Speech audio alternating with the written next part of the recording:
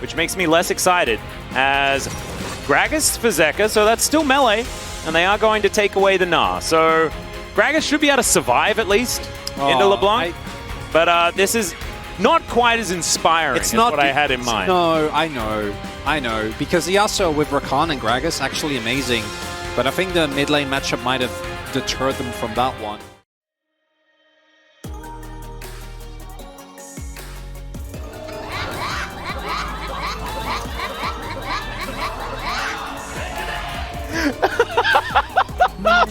Oh man, Gnar is just a very strange thing. As we've got an angry bee, Delight could definitely start something up. Is it a flash play angle is the question as Life. Oh no, the hook is going to connect there.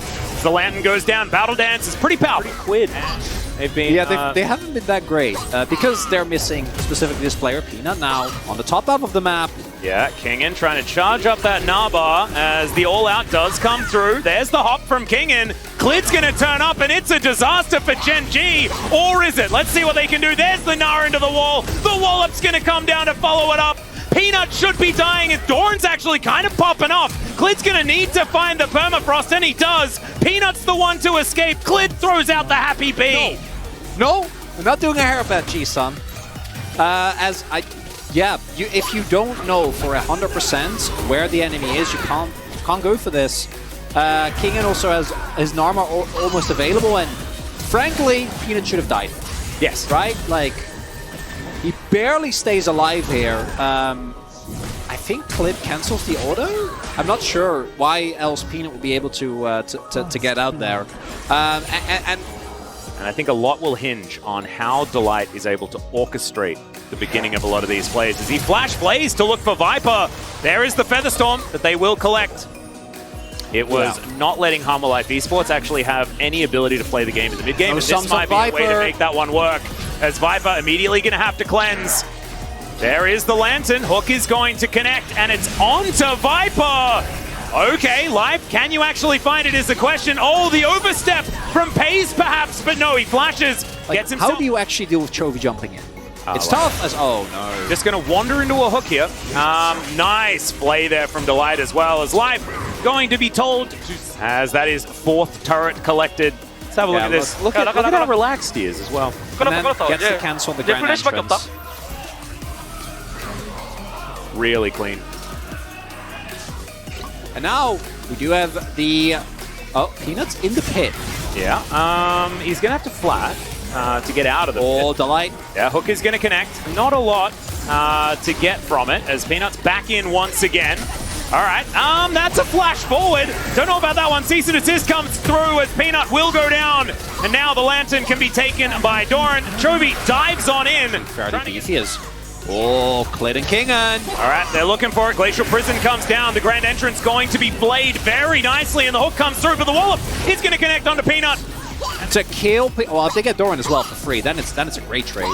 Well, it might be for a few boomerangs, as Doran is going to get hyped once again. There's a flash forward from Clid, as they get a teleport, as Zeka is coming into the mid lane, as they know what they want. And it's not Zeka to be hooked, as Cask comes on through, and Zeka is dead. Pays is going to be able to lock that one down, as Viper starting to pop off in the fight as well. Collects himself 1 kill, but now has to try and navigate 4 people. It's not going to work out, as Clid is also going to go down, and Gen G fighting around Pays, looking so much better. And this is going to be rough, right? It starts off so good.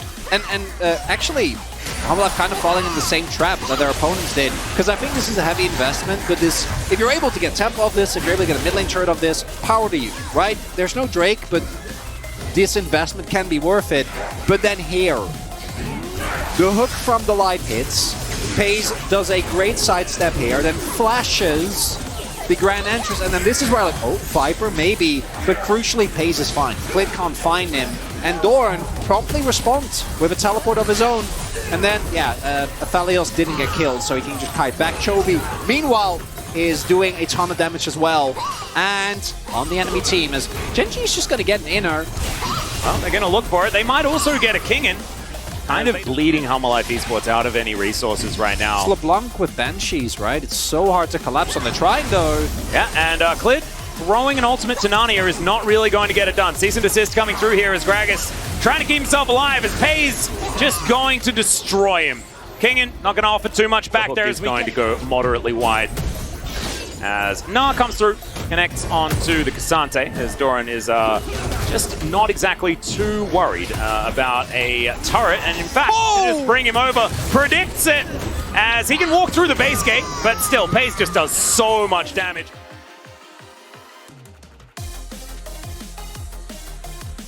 Establish themselves, there is a possibility something could happen, but this is a haymaker.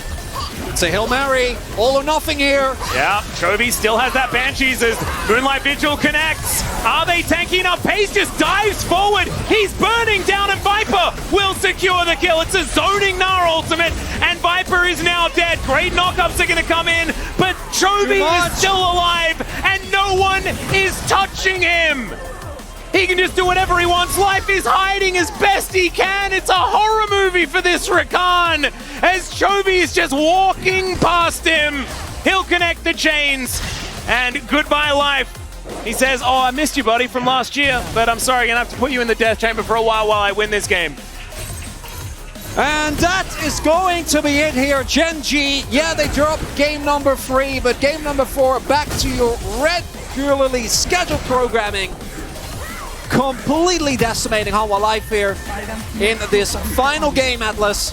Obliteration once again, and this time it was back to how they won the first 2 games, and that was with a better game plan. As Viper gonna be taken out, he does take Delight with him, and this is not the end for Hanwha Life Esports.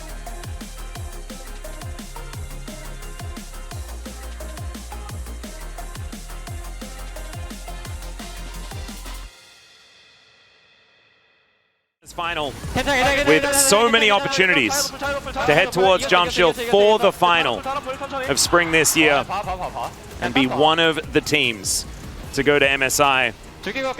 Still, no one confirmed just yet. Still 4 teams with the opportunity to get there. 2 of them with some lifelines as well. And we also need to remember that even though they weren't able to win, up until the point where Peanut made that unfortunate face check, Gen G is one of the few teams that actually have been able, in the regular season, obviously after KT yesterday, we can add another one to the list, but they were one of the few teams that was able to stand up to T1, which in of itself I think is a huge achievement with how good and consistent they were. And for Hanwha Life, I don't think that today was reminiscent of their best showing, like we saw when they played against D+, but there are a lot of things that they need to fix when they go up against KT, because if you have early games like this, that means it's a Lahan's playground, and you can't allow that. Not again.